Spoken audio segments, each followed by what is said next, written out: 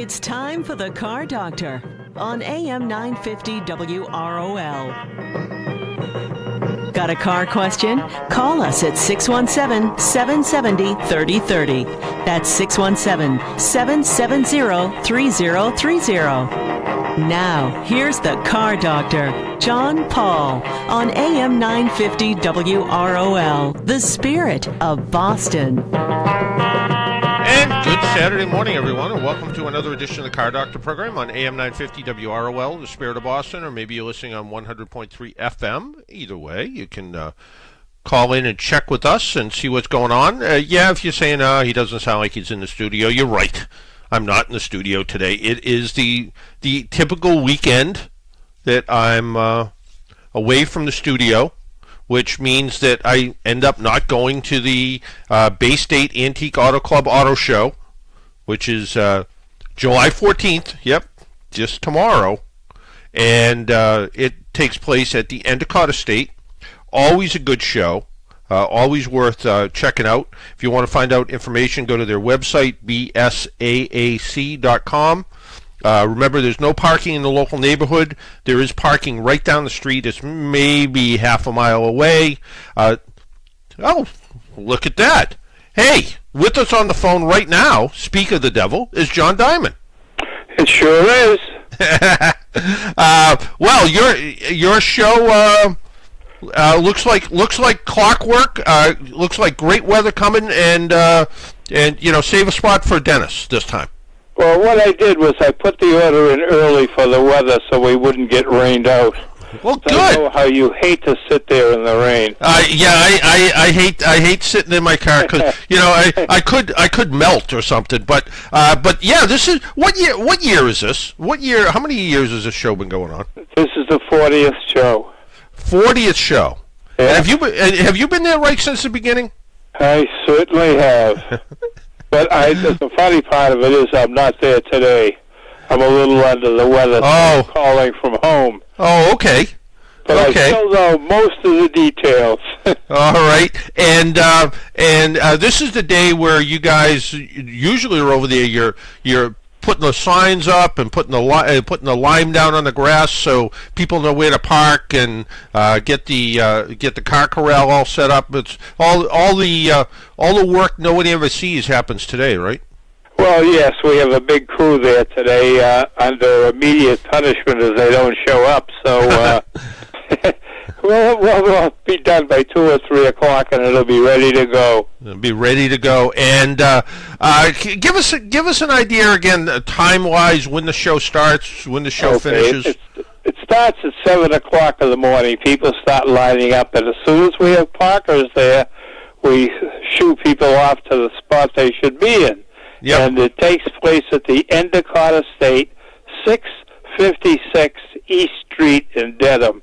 That's exit 14 on 128. And you guys do a pretty good job of putting signs up. Just follow the signs that say car show, right? Yep. Very easy. It's just a mile from 128. Yep. And there's no parking in the local neighborhood, but there is parking right down the street, big parking lot right down the street. Yes, we have free shuttle bus parking starting at 8 o'clock. It's actually just a 5-minute walk, but for those handicapped or lazy, we have the free buses. There you go. And a lot of people go to look at all the cars, but a lot of people also consider going to go buy cars. And you have a big car corral usually set up with a bunch of cars for sale too, right? We have a car corral that usually averages about 200 cars. We have a big flea market. We have a food court and a 50-50 raffle and live entertainment from Bruce Palmer. So it's a day to have a good time and stay for a while. It really is, and I know old friend of mine. He brought his. He had a it might have been like a Chrysler Cordoba, one of those cars that either you loved them or hated them back then. And he brought that to the car corral, and he sat there with it and sold it that day. He had good luck with it, and both parties felt they got a good deal on it when it sold. And somebody I grew up with years ago was a bicycle collector, and he walked around the flea market area, and he found all kinds of little doodads for bicycles, reflectors and pedals and fenders, and came away with all kinds of stuff at the flea markets. So there is really a little bit of something for everybody. Yeah, there is, and actually the flea market has almost doubled this year because more and more people are coming to vend and buy, just as you said. Yeah. And so, as I say, you'll go home pretty tired if you stay there for the day. Stay there for the day, but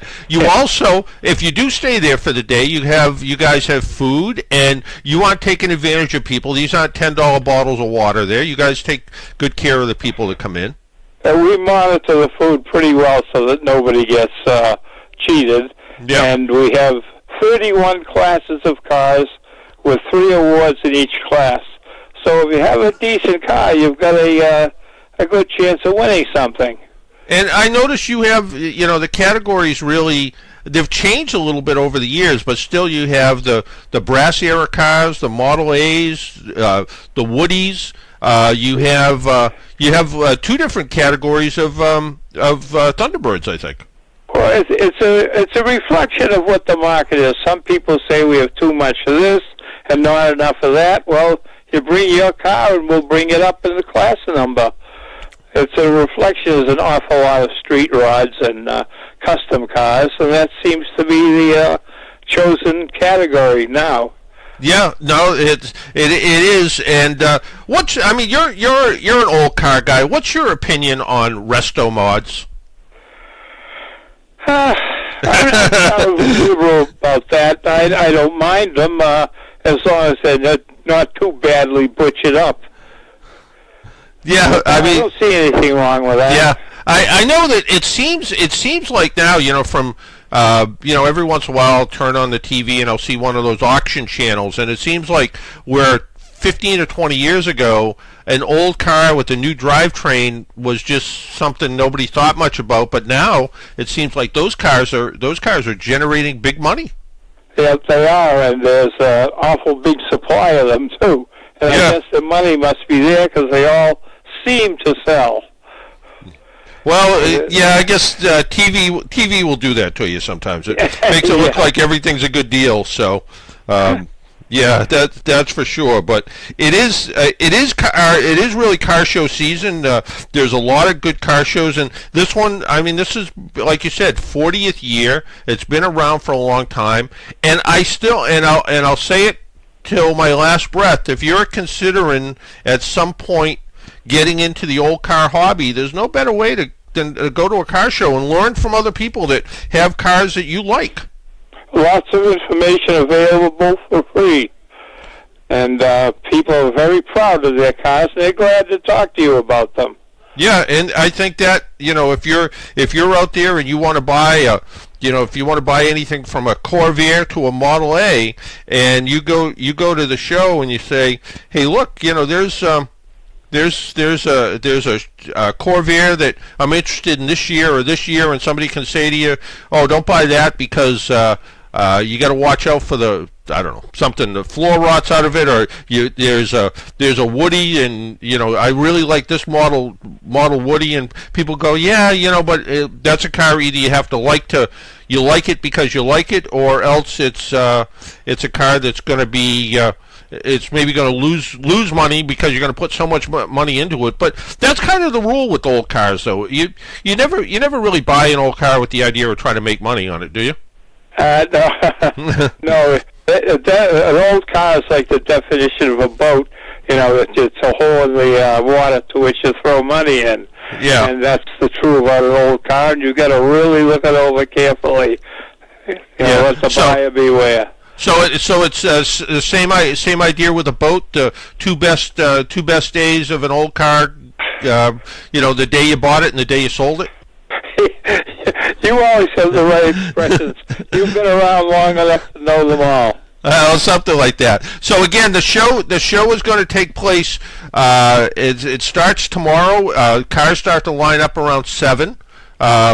Breakfast starts at 6, according to the brochure here. Yeah, and breakfast is real breakfast. Look at that: coffee, tea, bacon, ham, sausage, breakfast sandwiches, lunch. Even a little bit of barbecue for lunch: pulled pork and freshly squeezed lemonade and ice cream and all kinds of stuff. So when you show up, dinner's on me. Oh, there you go. There you go.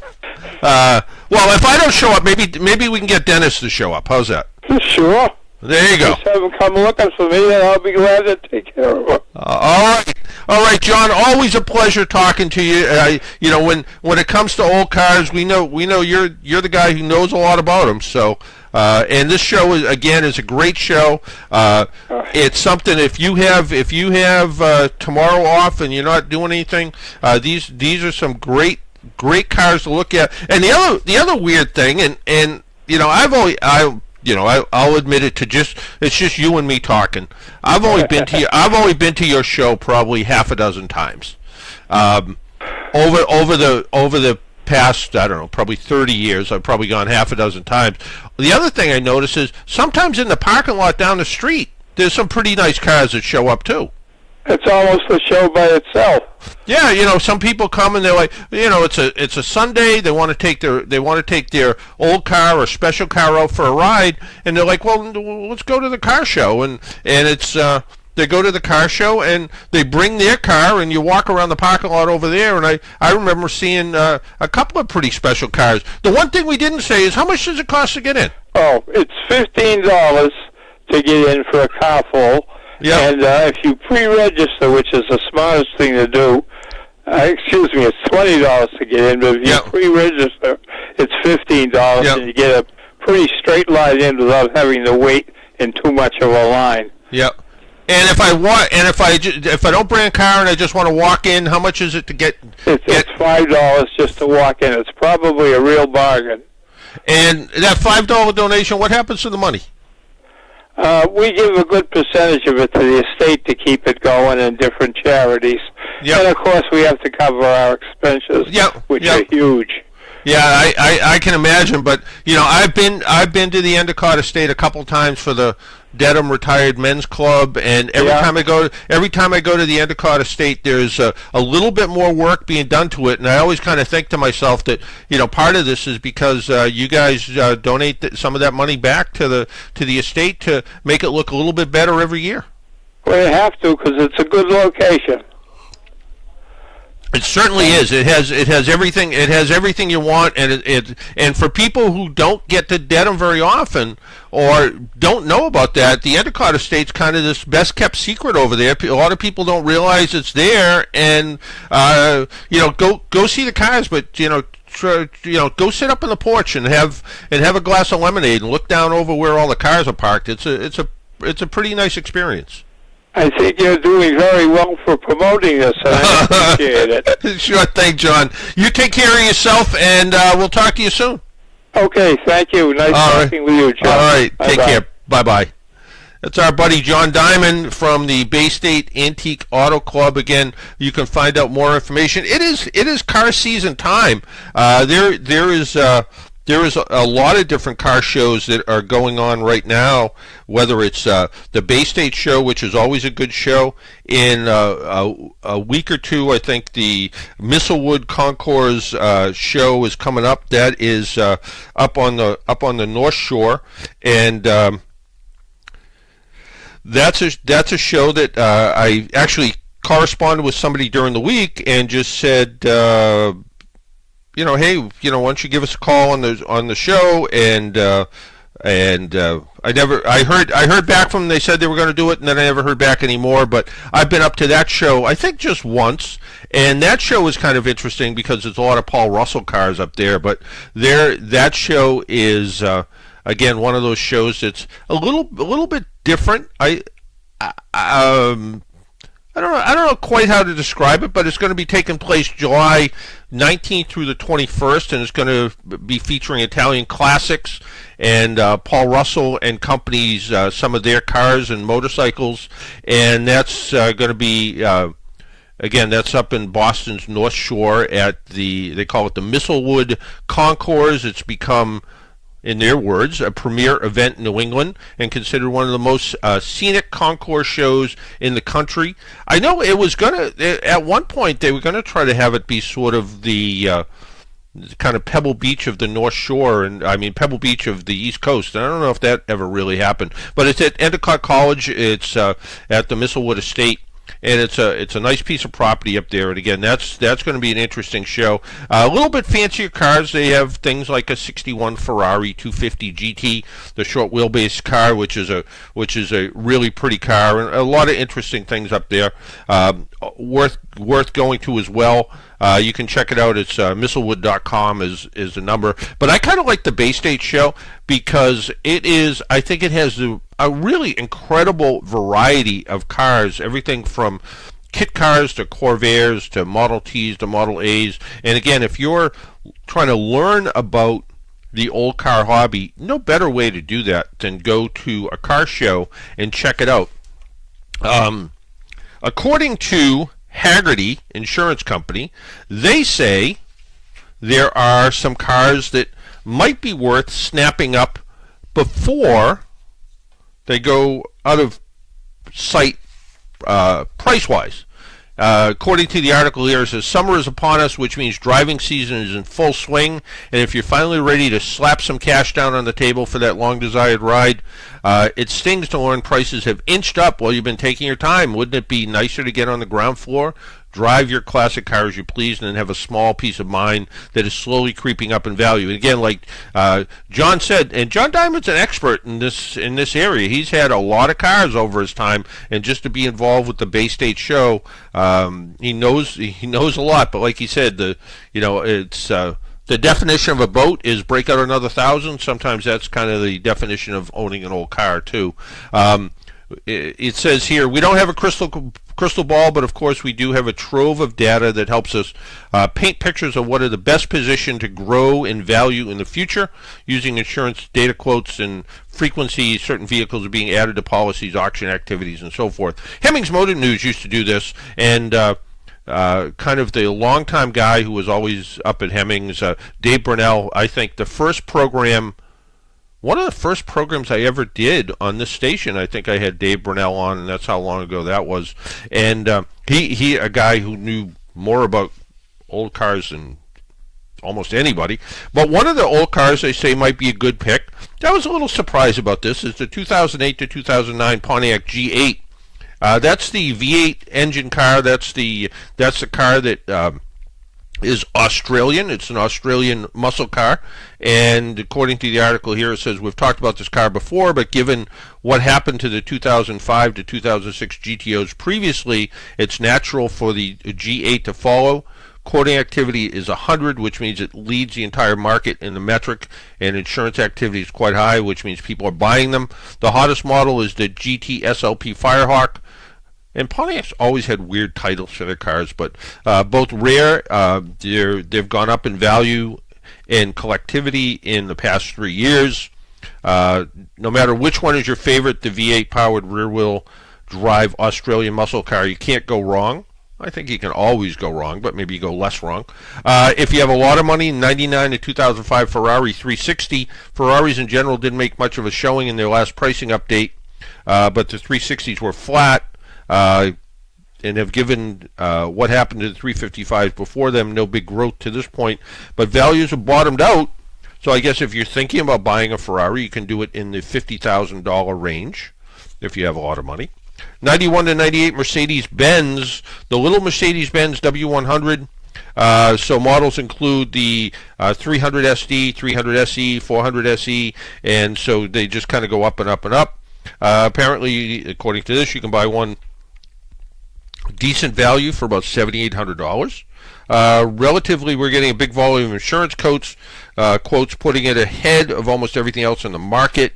97 to 2004 Porsche Boxster Boxsters are showing up in collector car auctions more and more, which is a good sign they're making a transition from used car to collector car. At a median condition 3, it's has a value of about 10.5. They're one of the cheapest things with a Porsche badge from any era, but unlike other cheaper Porsches like the 924 and the 914, Boxsters have modern performance and convenience. They're also easier to service. Even though you can't see the engine, they're actually a little bit easier to work on than some of the others. Insurance quoting activity, they say, is quite high.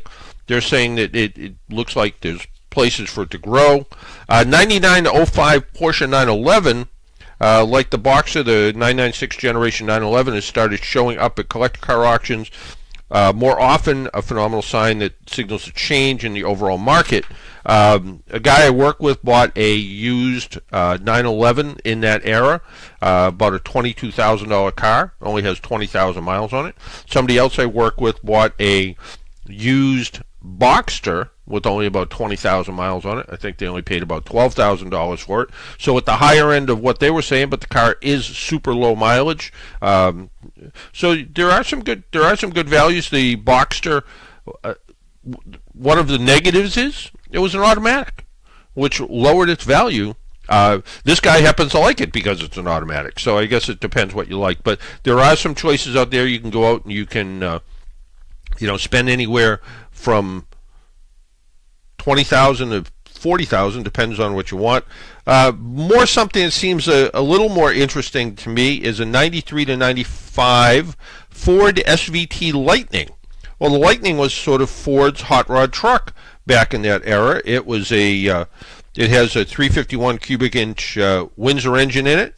The Lightning, they say you can buy for in the $17,000 to $20,000 range, so kind of not outrageous. So if you want something that's a little bit collectible, but still you need a pickup truck because you need a pickup truck to make the trips to the home improvement store and do some things around the house, you can do that without beating up the truck too badly. So one of the other things, and it's a better value than, say, if you're looking at Chevrolet, the half-ton Chevrolet pickup with the 454 in it, which is a great truck, but you're going to spend $25,000. Or if you found an old GMC Cyclone, you're going to spend closer to $35,000. You're going to spend well less than something like a Raptor, but the Lightning is a pretty good value, so worth looking at. One of the other odd ones in here, which I think is kind of interesting, at 04 Mercury Marauder. Mercury Marauder is a Mercury Grand Marquis. It is basically the Mercury version of a police interceptor. So V8 engine. A lot of people love these cars. Values have been creeping up over the past few years, and since then they've been going up in value a little bit more. So if you still like the big V8 ride of something like a Grand Marquis or a Crown Victoria, and you want something that's a little bit unique, the Marauder might be something you're interested in. And they round it out with the small Mercedes, the Mercedes-Benz 190, 84 to 93. It says, excluding the 2.3 liter 16 valve cars, which are a different ballpark of value of performance and collectability, you can buy a 190 for about $5,600. It's doesn't mean it's not a Mercedes through and through. It says here from back when Mercedes still built cars to be bulletproof, and still makes a bit of a classier statement than some of the other vehicles in that category. So, some things to look at in that category, and if you are considering a collector car, it is always worth looking. Again, go to a show like the Bay State Antique Auto Club, and go talk to the people at the show and see what they bought. You may find that they know where there's a good deal on something, but if you're considering Corvettes, they have a whole category of 53 to 62, 63 to 67, 68 to 82. And if you're thinking about buying a Corvette, maybe they can tell you, hey, if you want ride and comfort, you're looking at this. If you want dependability, you're looking at that. If you're looking at a hot rod, they have a whole category of street rods and pro street machines and all kinds of interesting stuff. The pro street machines usually show up on a trailer, but there's a lot of stuff to look at. And again, go into those shows. You can find out some of that. I got a tool in the mail the other day, and it is from the Works Company, WORX, and they are, you've seen the commercials. They make everything from leaf blowers to hedge trimmers to all kinds of different things. I have a Works floodlight that I've used a couple of times out at night. It uses a 20-volt battery. They have this system they call the Max Lithium share system, where you can share a battery back and forth, like many of the rechargeable tool companies do, where they have different tools for that kind of make life easier because they all use the same battery. But this one is a little cutter. So, like a lot of people use a 4-inch angle grinder to cut sheet metal and things like this. This is a little tiny one. This is a little 3-inch mini cutter. It uses the 20-volt battery. When you first turn it on, it sounds a little disappointing. It doesn't seem like it has a lot of power to it.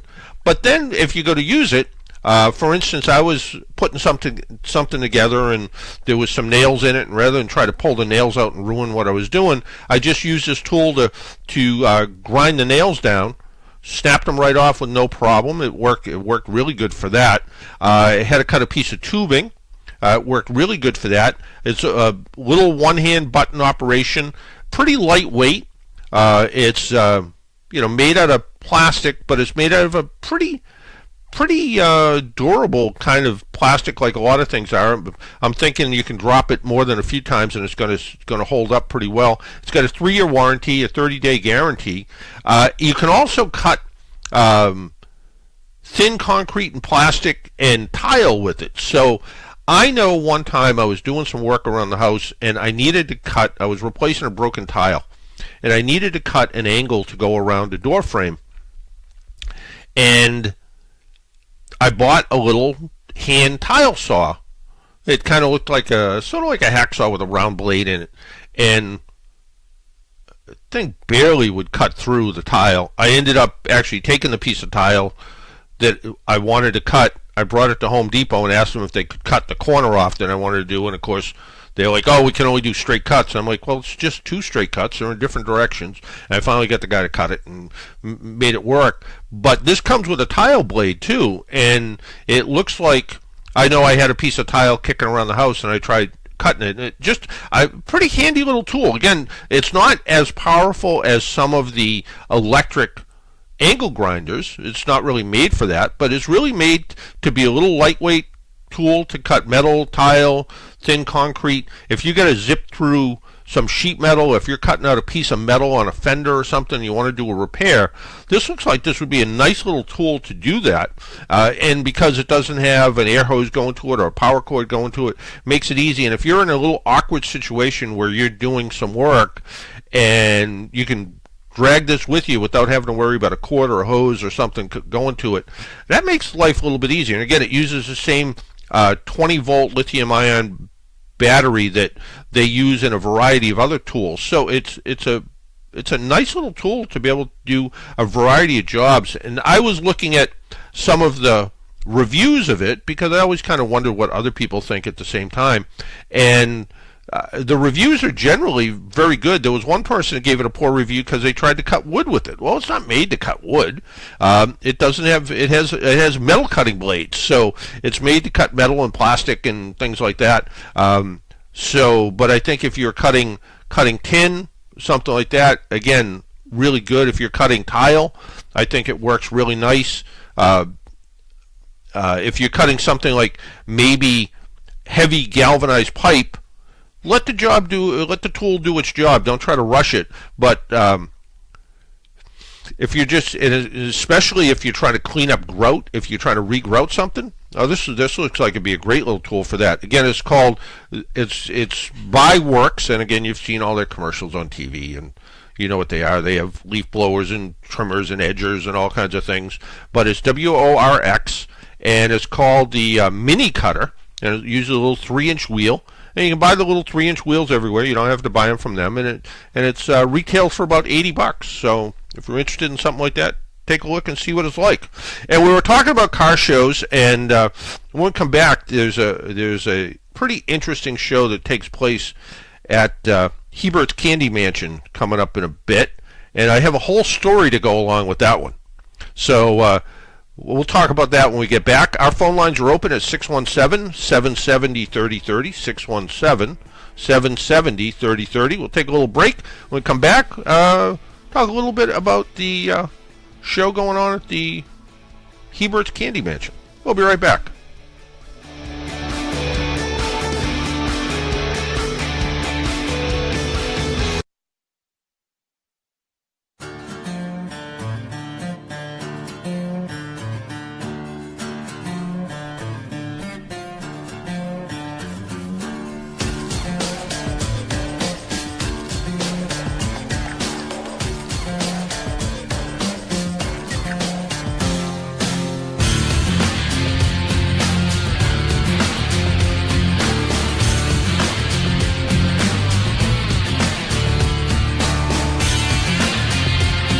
Welcome back to the Car Doctor program on AM 950 WROL, the Spirit of Boston. Maybe you're listening on 100.3 FM, 950 AM, or maybe you're listening to WROLradio.com, or maybe you said, hey, Alexa, tune into AM 950 WROL, and you can hear us there too. And any of those other smart speaker things, so you can find us there as well.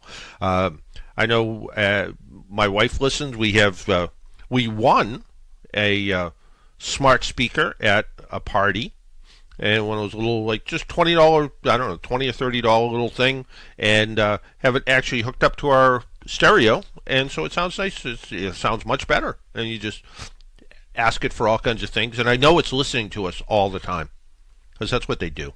They're all the time. All the time, exactly. Speaking of somebody who listens to us almost all the time, let's talk to Robert from Tingsboro. Robert, good morning. Good morning. How you doing, John? Good. How are you? Not too bad. It's been a couple of weeks. I've been haven't been around, so I'm having withdrawal. Oh, there you go. Well, thank you. You were talking about classic and customs. A few weeks ago, my son-in-law and I we went to that Barrett Jackson show again. Oh, okay. Did you spend any money? No, not really. No? Just a ticket. Yeah, no. I mean, there was some bargains, strangely enough, in the car, the ones going across the block. But there wasn't quite as many cars this year as last. They had usually had 6 floors that were full. This year they had 4 and half of 5. But there was still some bargains if you were looking for something that you might have to work on. Yeah, and they claim what I saw was they claimed that even though there was a little less cars, they generated more money. So I guess the high end ones went for big money. Yeah, for sure, they always do. And plus, I had told my son-in-law when we were getting in there, I says, this year we're going on the Hellcat ride, not the Mustang. Yeah. So we went on the they have the Charger and the Challenger. And the line for the Charger was shorter because it could take 2 or 3 people versus singles. But that's awesome. I mean, it's almost worth paying for that. It's like an amusement park for adults. Well, and then they have the Hellcat Red Eye, which they bumped up the horsepower a little bit more. So that's what they use, the Red Eye. Oh, yeah. So those tires never stop spinning.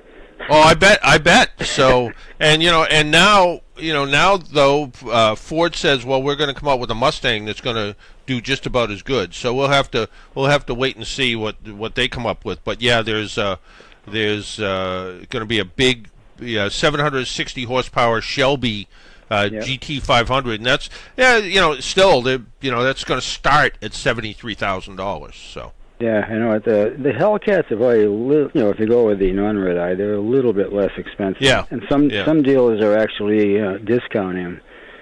But the horsepower wars just never stop. They don't, and that's kind of the funny thing. It's like just when you think the world is getting green and everything's going to be electric, there's still horsepower wars. But then you hear about, well, Chevy's going to discontinue the Camaro. And then they go, well, we are going to discontinue the Camaro, but it may come back as a hot rod electric car. And some of these electric cars are ridiculously fast. Yeah, the torque is phenomenal. But yeah, there's instantaneous. no sound, You have to have sound effects or something, Well, it's funny. BMW got caught doing that a few years ago with the M5. A lot of the sound came out of the speakers. Yeah. Yeah. Yeah, I just am old-fashioned, in my 70s. It's American V8s, Well, it's funny.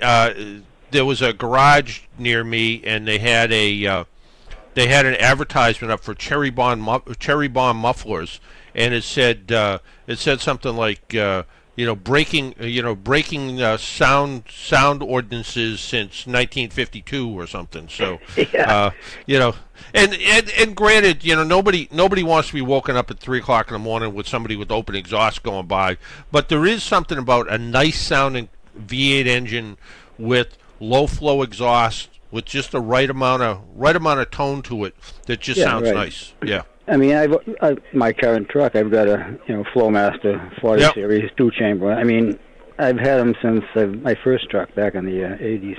Yeah. It just has to be loud, but not to wake up the neighbors. I'm usually a little cautious. Well, there you go. And you're probably not rolling in at 3:00 in the morning anymore. No, definitely not. Yeah. Okay, John. All right. We can do it again. All right. Take care. Bye now. Bye now. Bye. I was saying, speaking of car shows coming up, there's one at the Hebert Candy Mansion. It's going to be July 27th, and there is a dune buggy that was made right here in Massachusetts. It was from Marblehead. Some people call them deserters, some people call them deserters, but it was a dune buggy made in Marblehead, Mass. And my neighbor on the Cape has one, and he had the engine overhauled in it down in Florida. And when he came back up here, he had a little engine problem with it, so he took the engine out and sent it back to the guy in Florida where they found a bearing issue with it. And one day this week, I gave him a hand putting the engine back in. And it's sort of interesting that taking the engine out, putting the engine back in, I don't know, a dozen hand tools maybe? Not a lot of tools required. A little bit of muscle, a jack, and Volkswagens are relatively simple to take an engine in and out of.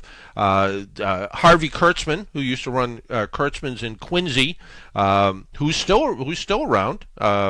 He had the Guinness Book of World Records for being able to take an engine out of a Volkswagen, put an engine back in a Volkswagen. He did it on the Tonight Show back when it was Johnny Carson, and he came out, drove a car out, pulled the engine out, put it back in, drove away, and he had that record. And but it's interesting that you can take it out. In this particular case, it was a little tight because of the shape of this particular car. Things got a little bit tight getting in and out of it, but again, it was something that was it was able to do with just a few hand tools, and now the engine's all in. It seems to be running great. All good for the gathering at the Volks Fair. The Volks Fair is a Volkswagen show that happens every year, and they have. So if you're interested in Volkswagens, you're interested in dune buggies, you're interested in kit cars, this is worth going to. The Volks Fair show is Saturday, July 27th. It runs from 9 to 2. Food, ice cream, music, and more on the grounds of Hebert's Candy Mansion. If you don't know where that is, you can just check their website out too. You can also find out more information if you go to www.the-bug-club.com, and you can find out more information. It's vendor space, car show registration. You can find out it's $15, I think, to register a car if you're a vendor. $10 to get your vendor space all set up. But it's right on Hartford Turnpike in Shrewsbury. Buy some candy while you're there. Good candy, by the way. I did stop there one day on the ride by. But you can find out more information about the Deserters. You can find out more information about Volkswagens. You can find out all kinds of interesting things to look at. I answered a question in the Boston Globe this week, which got me in a little bit of trouble. It was a young dad got didn't want a minivan, didn't want SUV for his new family car, and he was considering buying a used Volkswagen microbus. And he thought that would be a good choice, and he wanted to know my opinion about buying a Volkswagen microbus and what I thought about it. And I said, and he remembers, and he a young guy, but he kind of remembering, I guess, the car, because I don't know if he was ever in one.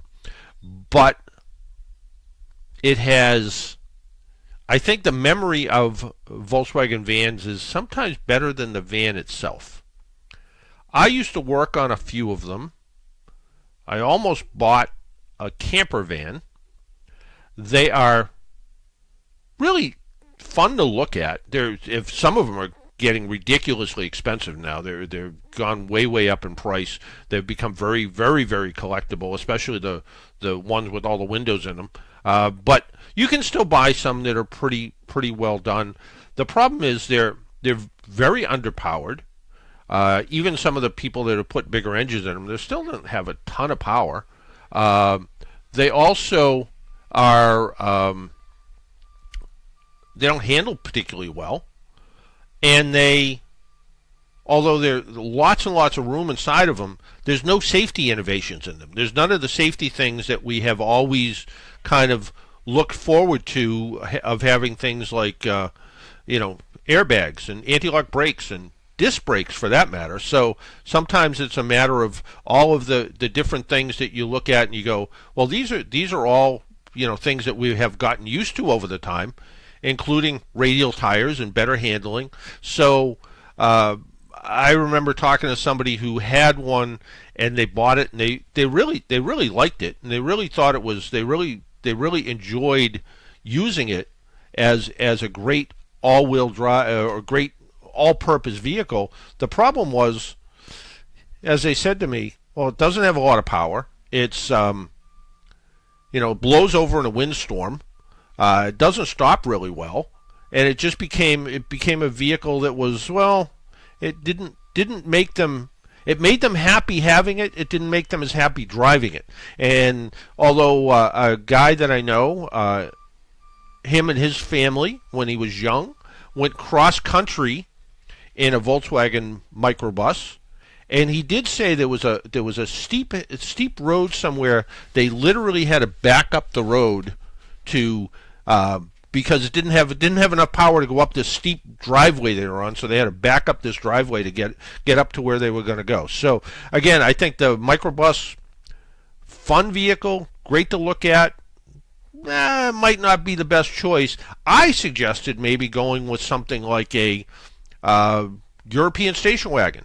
So maybe a BMW wagon, an Audi wagon, even if you don't have that kind of money, a Volkswagen Jetta or Golf Sport Track or an All-Track, something like that might be a good choice, because now it's something a little bit unique, a little bit different. You can maybe customize it a little bit if you want to, but you can do a few things to it, make it your vehicle, but still have anti-lock brakes, traction control, stability control, all-wheel drive, depending on the vehicle. It just seems to me a little bit more practical vehicle than this. This might be a better vehicle for when their kids get a little bit older. Maybe it's a vehicle they want to restore together as a family. Might be a little bit better. So that's just my thoughts on that. So again, got in a little bit of trouble. You want to go check out the Volks Fair. Again, it's going to be Saturday, July 27th. It's their 20th annual all air-cooled Volkswagen show. And again, the Deserter, depending on how you pronounce it, gathering at the Volks Fair is going to be July 27th. There's probably going to be about 50 of those buggies there, so that's worth taking a look at. So a lot of things you can look at. You can check out the various pages, look around. You can, if you Google DESERTER Owners Group, the website comes up, bimelliott.com, so you can take a look at that, and you can, again, find out more information. Click on the site.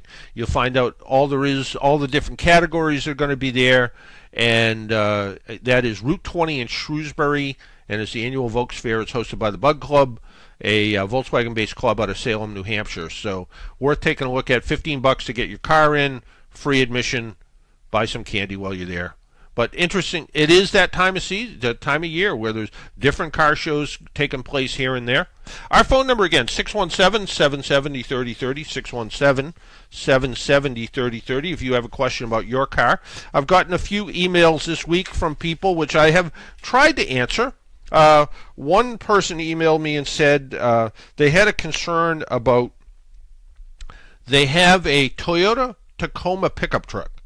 And the factory calls for, in the owner's manual, for the oil, it is 5W30 is the recommendation. And they've been bringing the car to the dealer for 3 years now because it was under warranty and they got free oil changes while it was under warranty. I guess was part of the sales package. And he noticed finally when he was looking at his receipts, they've been putting 5W20 weight oil in the car the entire time. And he said, should I be concerned about it? Well, the manufacturer recommends, not requires, but recommends 5W30.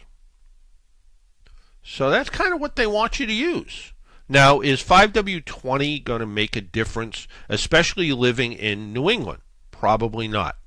If you lived in Arizona, Central Florida, where it's hot all the time, and the higher number, the low number gives you the cooler weather viscosity, how that oil flows in colder weather. The higher number tells you how it resists heat in hot weather. So the difference is, one is the 5W20 is probably fine to 90 degrees.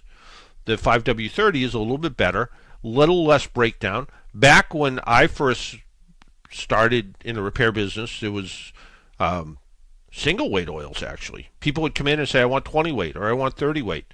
They'd put 30 weight in the summertime and 20 weight in the wintertime because in the summertime when it was hot, it burned less oil. You didn't go through as much oil. Then multi-viscosity oils came out and 1030 was the oil you put in almost everything. And then you put 2050 in a lot of things. 2050 was my oil of choice for my cars because they were always a little bit older. Never had an oil consumption problem. Yeah, 2050, a little bit harder to start in cold weather sometimes. But I never had any startup lubrication problems. Now, Toyota recommends 5W30. That's what they want in the car. And this person got 5W20. Is it going to make a difference? Probably not.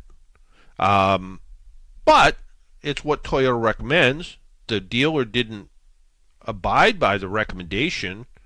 Interesting, and probably one of the real reasons was that in the newer model Toyotas, go up a couple more years, 520 is what they recommend. So they're putting 520 in. They probably buy 520 by the tanker truck full. And that's what they're putting in most of the cars. So, again, probably easier startup, lubrication, maybe even a smidge better gas mileage because the oil's a tiny bit thinner than the 5W30 that's in there, that should be in there. Is it going to harm the engine? Probably not. Although, I might call Toyota up and go, hey, look, this is what your dealer did. How about giving me an extended warranty on the car now that my engine's out of warranty? That at least I know that if there was some wear and tear due to this thinner oil, that I'll be protected to pick a number, 100,000 miles, 150,000 miles, something like that. So, and write it specifically that the warranty is on the engine only, for oil consumption or engine wear problems, not oil leaks and things like that. So, and maybe that would be a nice thing, and I think realistically they're never going to have a problem, but if it makes them feel better about it, probably worth something to look at. Someone else wrote to me and said they wanted to know they had their oil changed, again, another Toyota, 2014 Camry, and they were wondering a few things. What would happen if I just had the oil itself changed and not the filter? Does it keep the timing chain lasting longer? And what would happen if I put conventional oil instead of the required synthetic? Well, if synthetic's required, you have to use it. That word required, not recommended, is the magic word because, like, well, for instance, the Volkswagen is in our family. It's required to use synthetic oil because they had some problems because of long oil change intervals that the engines would actually get sludgy, so the synthetic oil avoided that. So could you use conventional and not synthetic oil? If you change it more often, you probably could, but if you're sticking with the oil change intervals, then you're probably fine. The other thing is you're probably going with the recommended oil change intervals, which is not that, which in some cases can be spread over 10,000 miles. So even as cheap as I am, synthetic oil is worth the money. Even as cheap as I am, change the oil filter. The oil filter makes sense to change it every oil change because it's the contaminants in the engine that cause the problems. So change the oil filter when you change the oil. And will it make the timing chain last longer? Anytime you lubricate anything, anytime the lubrication is better, moving parts are going to last longer. So yes. He also had a follow-up message that said, does changing oil keep the cooling system operating longer? And do I need an oil treatment? No. Oil treatments, unless you have a problem with engine oil burning, I'm not a big believer in any of these additives. I think it was Extend was one of them. It was supposed to extend the life of engine oil. Some of them have the infomercials were pretty outrageous where they would drain the oil out of an engine, have this additive in it, and they had the engine running in a block of ice. Well, what causes engines to wear out is heat. Well, they had it in a block of ice, which kept the engine cool, so it didn't overheat, so it didn't seize up. If you could keep your engine in a block of ice, you probably wouldn't need to put oil in it. So, a little bit of TV trickery. Again, not a big believer. Yeah, if you have a car that burns oil, and you want to put, STP in it or Motor Honey or one of those things that thickens up the oil, yeah, give it a try. If you have a car that's leaking oil and you want to put something in that's supposed to stop oil leaks, maybe it will swell the seals up enough to do something. But generally, if you have a good running engine, you don't need to put any kind of oil additives in. And, his other question was, does it help the cooling system? No. But engine oil does aid in engine cooling.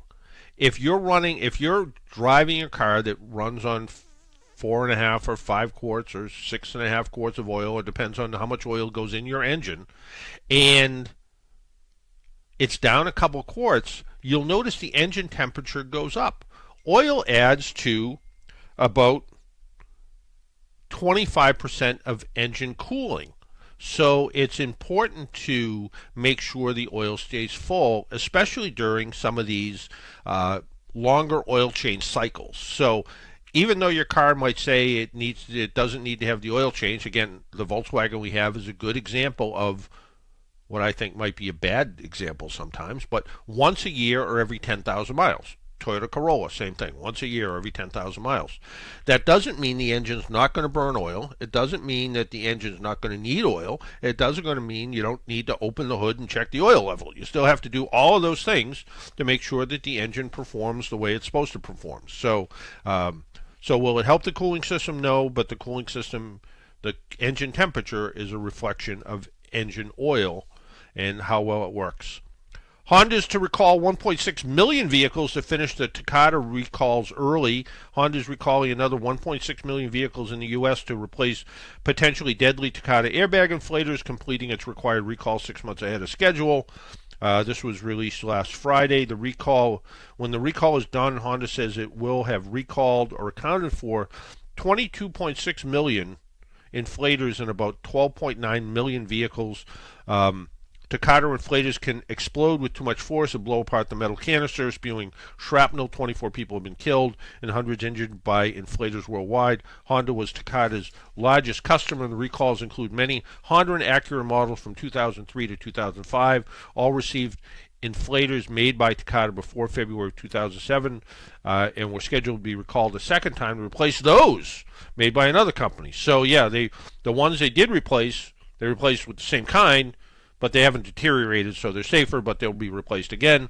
Affected Honda models include 2001 to 2012 Accord, 2010 to 2015 Cross Tour, 2001 to 2011 Civic, 2002 to 2011 CRV, 2011 to 2015 CRZ, 2003 to 2011 Element, 07 to 14 Fit, 10 to 14 Insight, that's the hybrid, 02 to 04 Odyssey, 03 to 15 Pilot, 06 to 014 Ridgeline.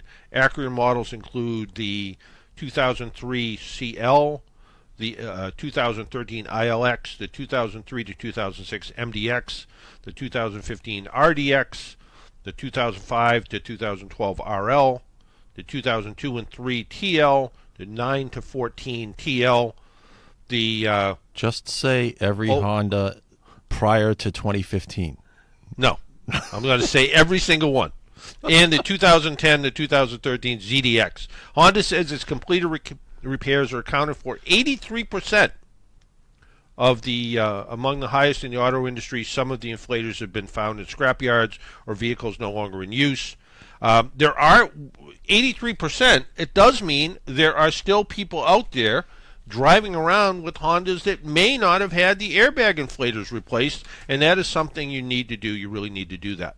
So something you should do. Is that Takata company still in business? They went bankrupt. I would think so. Yeah, they couldn't afford it. So our buddy Peter, the Edsel guy from Salem, he sent me a note, and he sent me this note back 3 weeks ago now. But he said, I want to share some news with you that my 1959 Edsel Ranger is sold. It's going to be at the Row Hotel at Assembly Row in Somerville. They want to put it on display and use it for weddings and VIPs. They are thrilled to inform the public about the history of the Ford assembly plant, Somerville, from 1928 to 1958. And he also says, thanks for your help and the on-air promotion. I'm still the president of New England chapter of Edsel Club with New York and New Jersey and some around the USA. Your friend in Edseling, Peter. So that's kind of a nice story where that ended up at a hotel where it's going to be put on display. It's going to have a little bit of history that goes with it. So it's back to where it started from.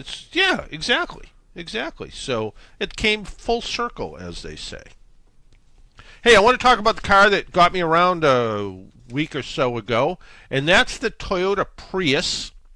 It's one of my favorite hybrids. Certainly, it's one of the ones that's been around just about the longest. But one area that could be a challenge is winter driving, and Toyota took care of that issue by adding all-wheel drive to the Prius. The new Prius all-wheel drive E-System will deliver added traction and confidence for drivers. But it's also one of the most fuel-efficient all-wheel drive equipped passenger vehicles available in the U.S. Toyota's all-wheel drive E-System is ideal for the Prius.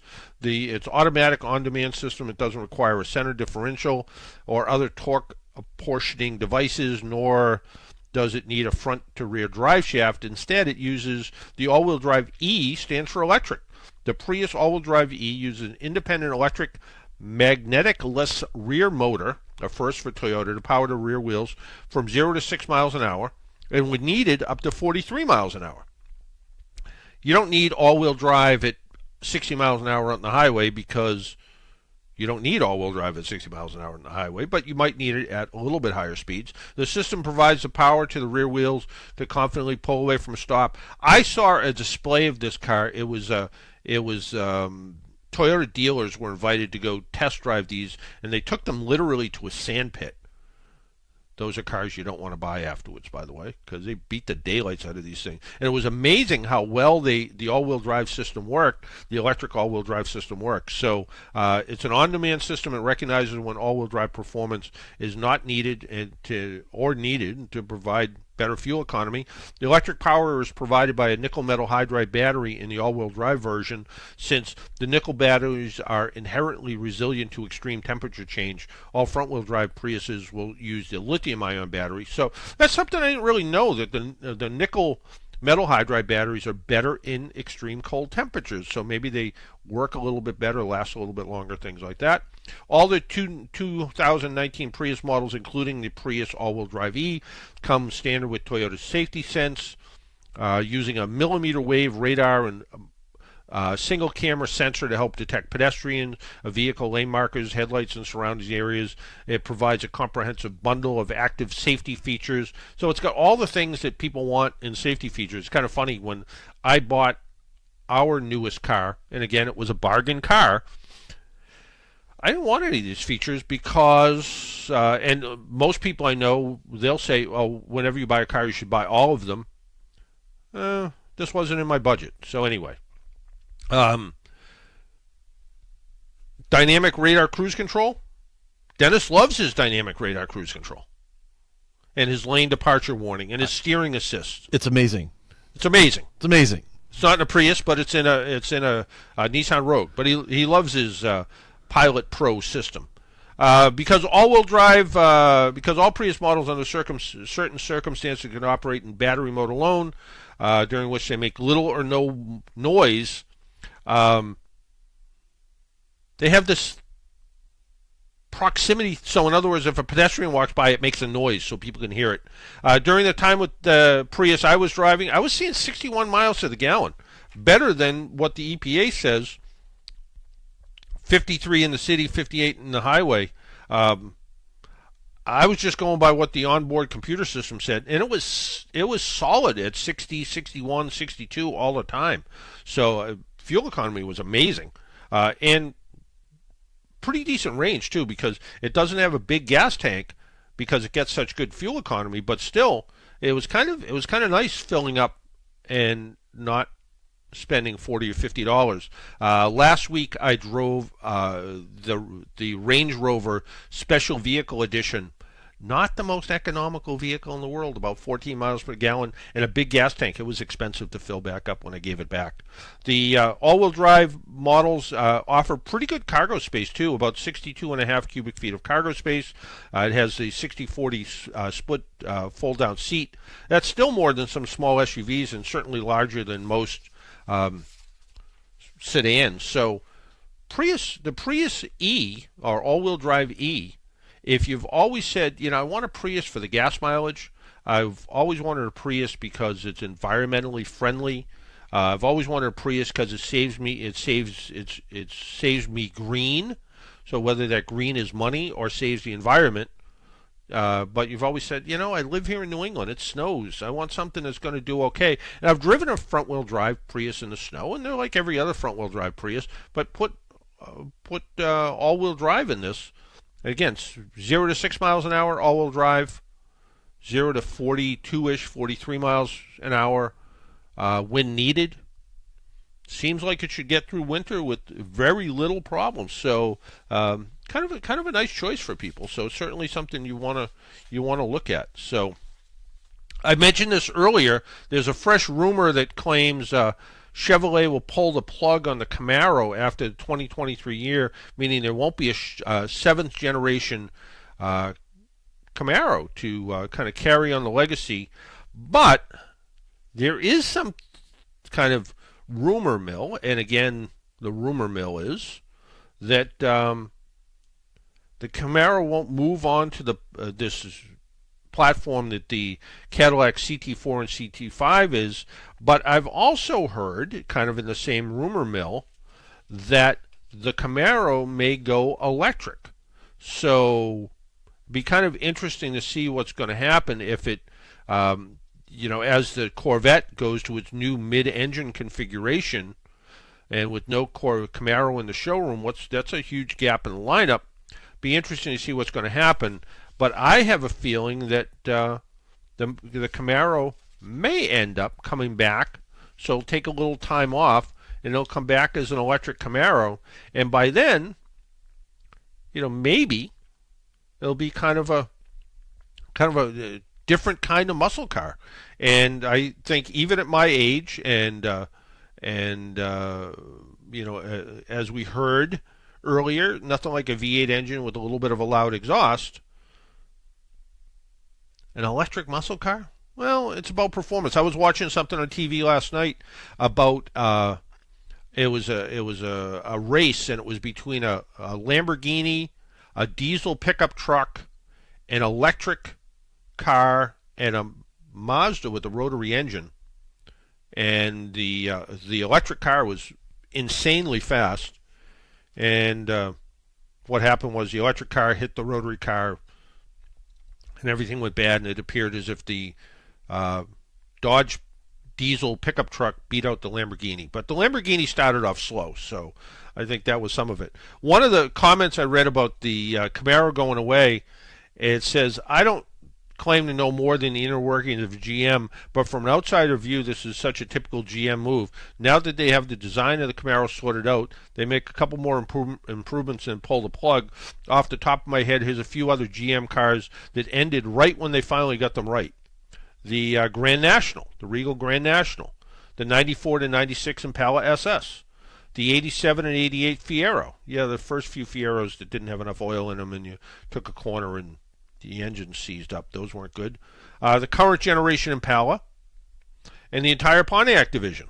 Yeah, people can have those opinions on that. I do not disagree with that. Huh? I do not disagree with that statement. You didn't? Do you mean just when they get them right, they discontinue them? Yeah, that's my big thing with GM is that they put out these first generations that could be okay, and then all of a sudden they get the rattles and the shakes and all that, and then so they work on it. They finally get it right, and it's a really good vehicle, and people fall in love. And that's the thing with GM. People start falling in love with the really good ones, and then those really good ones start to go away. They just go away, and they start all over again. Yeah, and I can even go back. I can add a couple more. The Buick Riata, which was a two-seater Buick, which was the first, may have been the first car ever to have a digital display, and it was actually a CRT, so a old-fashioned TV tube display. Can't imagine that worked out very well. But it had a 3.8-liter V6, the bulletproof little 3.8-liter V6 in it. It came out as a convertible. The convertible was really nice, and they discontinued it. The Cadillac Alante, which you love or hate, that was a car that was made here, shipped to Europe, to Italy, then shipped back, so the thing had, 10,000 miles on it, air miles on it before you got it. In the last generation with the North Star V8 in it, that was a really nice car, and a car that still, I think, appearance-wise, has that kind of classic design that can stay current, and you don't see them much anymore. But I think they did a really nice job with them. Something like the Cadillac, I can't even think what it was called, XLR. Maybe it was a Cadillac that was built on a Corvette drivetrain, very angular looking, horrible car. And that was one that they had for a couple of years. They tried, it didn't work. But if they softened up that car and did something other than as good as the Corvette drivetrain is, maybe made it a little bit special. Because okay, I'm going to buy a Cadillac, I'm going to buy a Corvette. I'll buy the Corvette. But one of my favorite GMs was the Cutlass. They had that down near perfect near the end of the 70s, and then they, because of all the regulation changes, but they changed that body style, and it stunk ever after that. I thought your favorite GM car was a 1983 Corvette. Yeah. No, that was so John and I were talking about History Channel had the Car Week this week, and 1983 Corvette does not exist. I did not know that until this week. Yeah, that was always a joke with the there's always books, the history of the Corvette, and you're like, I was going to buy that book, but it for some reason didn't have the 83 in it, so I'm not going to buy it. Well, it didn't have the 83 in it because it didn't exist. So, yeah, that was kind of interesting. The other thing, and I don't know if any listeners saw it, and I didn't stay up late enough to watch it, but Ernie Bach was on one of the TV stations last night, 457, I don't remember which one, and showing his new Batmobile off. And I saw some of the video on Facebook and other places, and this is a pretty, it took 3 years to build this car. It's a whole tube frame car. It uses a GM LS3 engine in it. It's pretty fast. It has the flamethrower in the back that looks like a jet engine. It has it has the bat phone. It has all the novelty stuff from the TV show.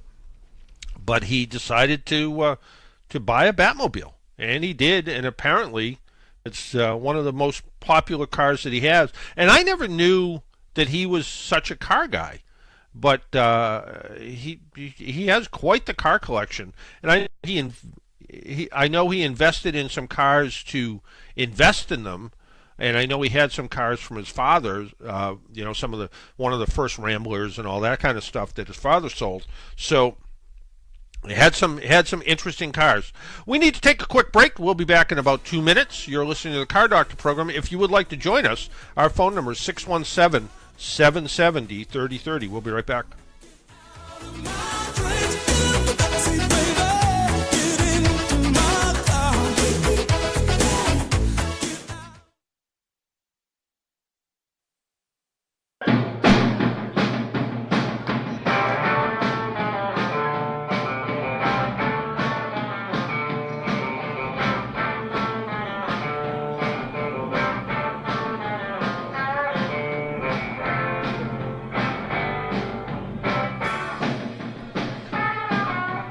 And welcome back to the Car Doctor program on AM 950. And that is the Sonomatics with Craig Fitzgerald. You can find Craig's stuff. Go to bestride.com. And you also find Do It Yourself with the Car Doctor column in there, where I kind of used a question from one of our listeners before in there too. So but yeah, it's bestride.com. It's a car sales site, but they also has, and he has a somewhat twisted sense of humor. So check out his stuff, and anybody who plays rockabilly and surf rock music, I think has to be a little bit twisted anyway. But he's a real good guy and a pretty good guitar player. Even though he says he's a lousy guitar player. Let's take some calls here. Let's start with Michelle. Michelle, good morning. Good morning. How are you? I'm good. How are you? Good. What can we do for you? I am having a problem with my 2012 Hyundai Santa Fe. All right.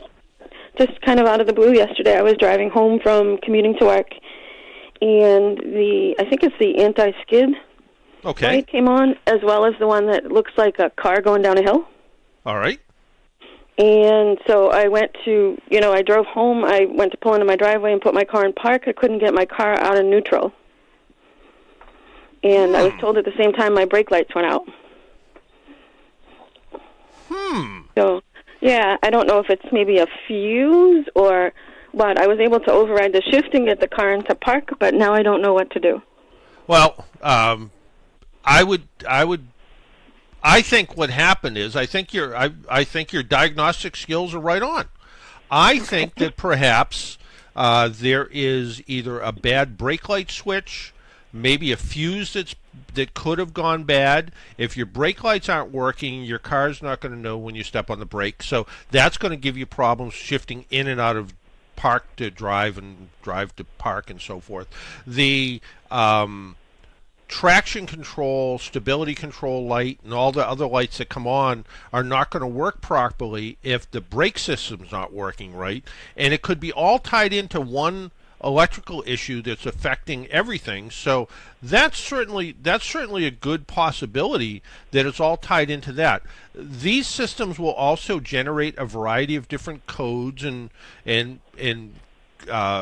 so it's something they can certainly look at. So you said, what were the lights that were on? The one that looks like you're going downhill, which is exactly what it sounds like. It helps keep the car under control when you're going downhill. What was the other light that came on? The one almost like with the skid marks. It's yellow. Oh, okay. So the car with like skid marks in front of it. Okay, so the traction control light. Yeah, and the traction control light, again, the way traction control works is it works as part of the brake system. So when one wheel starts to spin, the brakes will apply on the other wheel to make the other wheel work. So that's how you get it. So it's all tied back into the brake system. So at this point, I would probably just get the car towed to.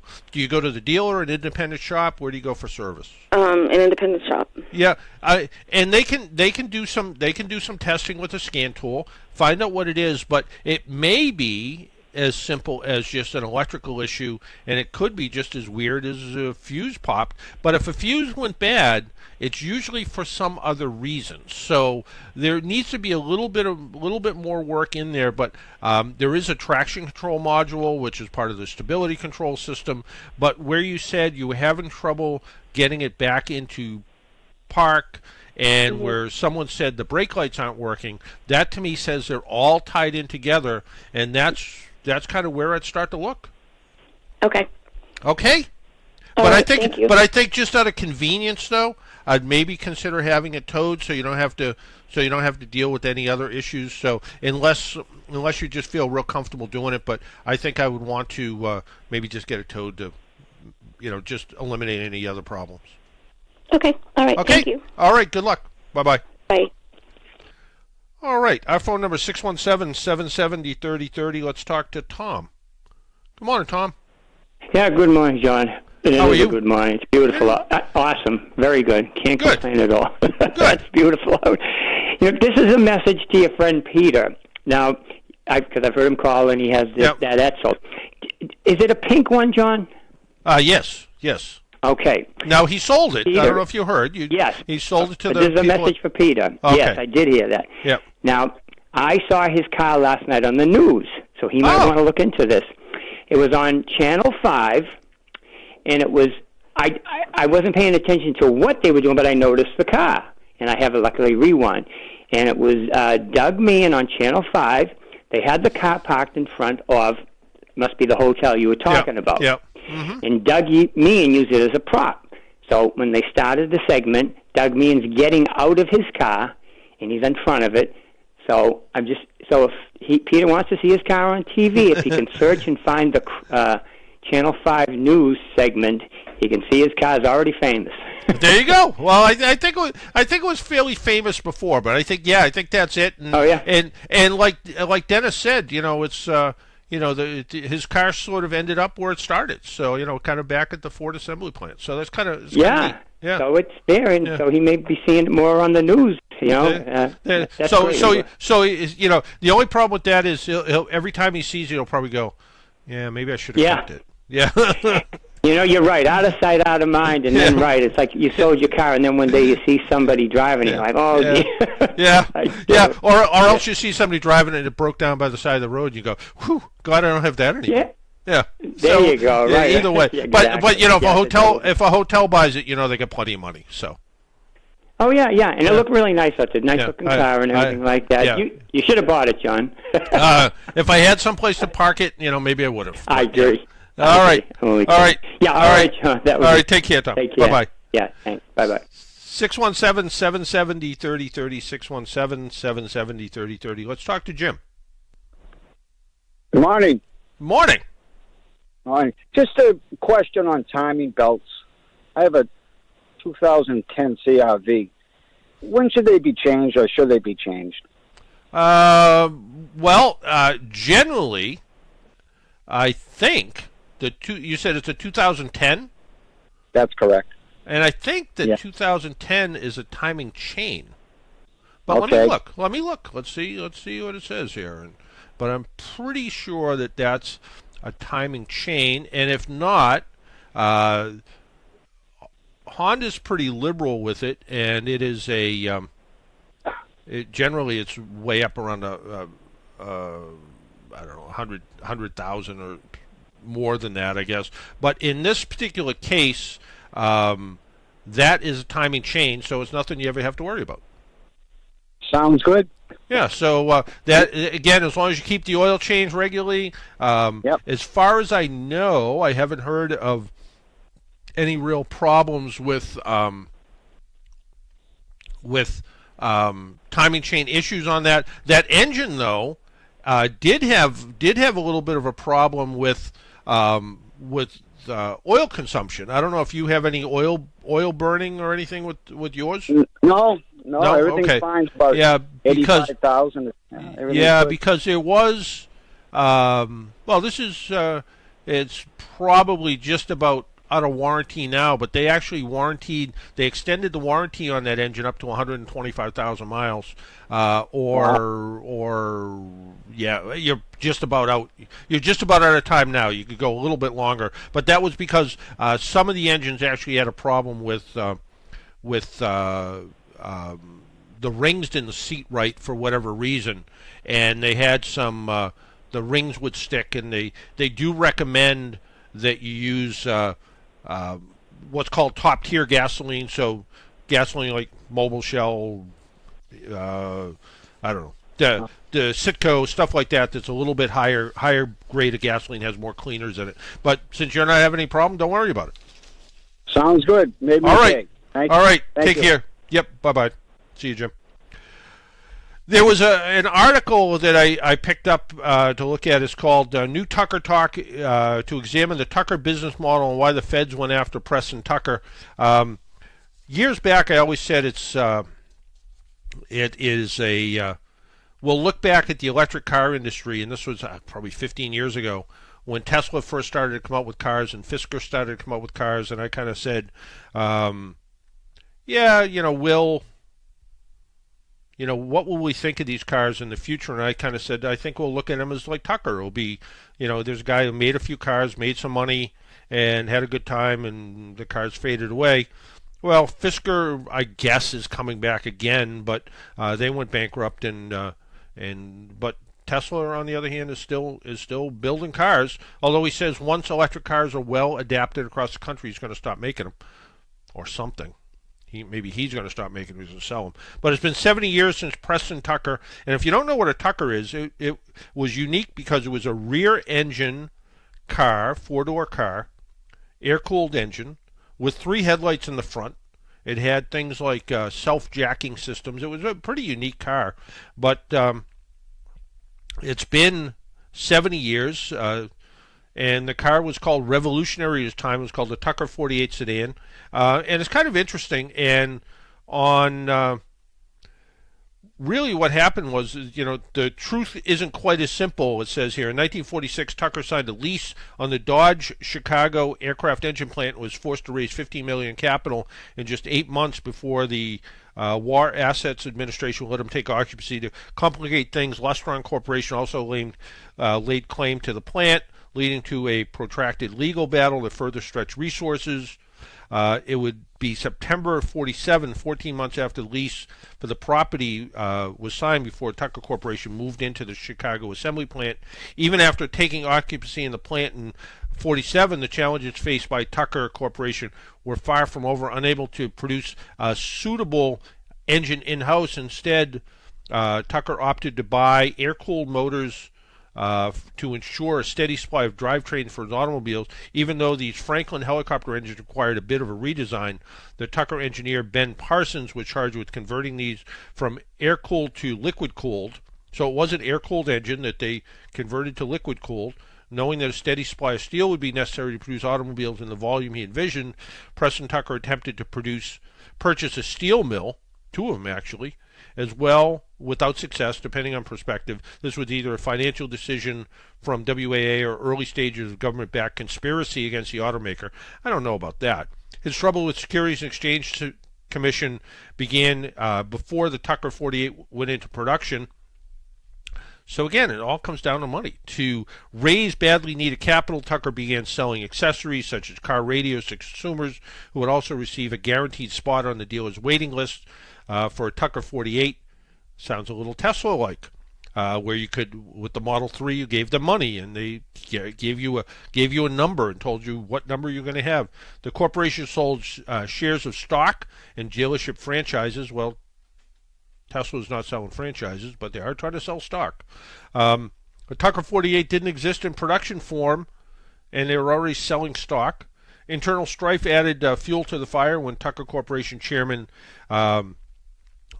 Harry Tomlin Jr. was forced out of the company in 47. He penned a letter to the SEC questioning the way Tucker used funds to acquire through the sale of the Tucker Corporation stock. It also didn't help matters that he also questioned the viability of the Tucker 48, stating the prototype doesn't actually run. It just goes goose geese. I don't know what that means. When the radio personality Drew Pearson advised his listeners the Tucker 48 prototype demonstrated could not even back up, the public and potential Tucker dealers began to question the viability of the Tucker Corporation.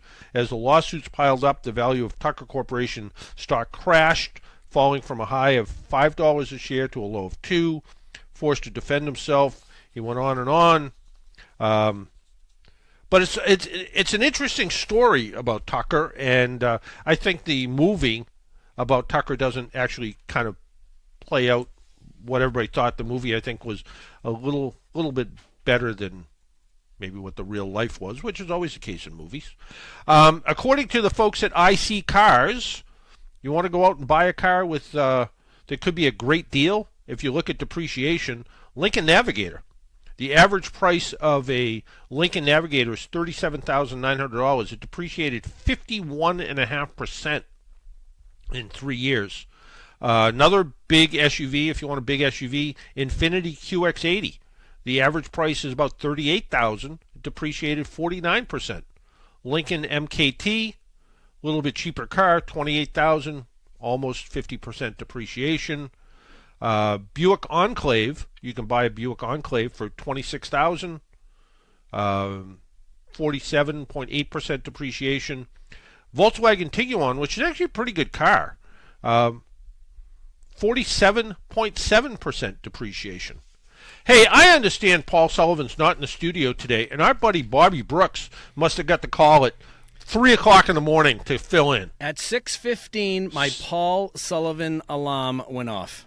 When your Paul Sullivan alarm goes off, does it play Irish music? No, but kidding aside, I do have a special Paul Sullivan a text tone that when it comes in, I know it's him. Yeah, well. And I jump out of bed, make my coffee, and put my playlist together and get in studio. There you go. And so what do you got lined up for today? All good stuff. Beautiful day out there today, Paul. Looking forward to it. And I had a triple quake. I found out something about AAA 2 weeks ago that I did not know. What the A's stand for? Nope. Okay. I have AAA Plus, which I highly recommend because it gives you that 100 miles of free towing and stuff. Mm-hmm. But I painfully found out that after 4 tows, you have to pay for the next one if your year subscription isn't up. Well, that is true. It is. We decided to match everybody else around the country because all the other AAA clubs across the country do the same thing. So we decided to go the same route. But it is a special. We won't leave you. And it is a discounted rate. It is. And if you're, if you do 4 tows and you get a flat tire, we'll still come out and change your flat tire. We'll still come out and do your jump start. We'll still do all that stuff. But if the car needs to be towed, it kind of reverts to a basic. Yeah, I was a little surprised. So my question is, Bobby, why did you need more than 4 tows in any given year? What do you do to your car? Because I have a crappy 2004 Kia. That's why. Well, and even at that, I will say that that is if somebody has a run of bad luck, our supervisors will kind of look at that and go, you know what, you've been having kind of a run of bad luck. Why don't we take care of it? But please get your car fixed so we don't have to tow it again. No, so, I would still recommend it, but I did not know that. That was in the small print. I didn't read. So here we go. There you go. Well, you could have done 400 miles worth of towing, 400-mile tows, and it cost us like $600. So that's true. That's why. So anyway, hey, the very best in Irish music with Bobby Brooks, B3, coming filling in for our buddy Paul Sullivan, Professor Paul Sullivan. The Irish Hit Parade, the very best in Irish music, heard right here every Saturday, and the Feast of Irish Music on Sunday, very best in Irish music. Listen to it here on AM 950 WROL, the Spirit of Boston. Till next week, wear your seatbelt, drive safely, be good to your car. Talk to you all next week. Bye-bye.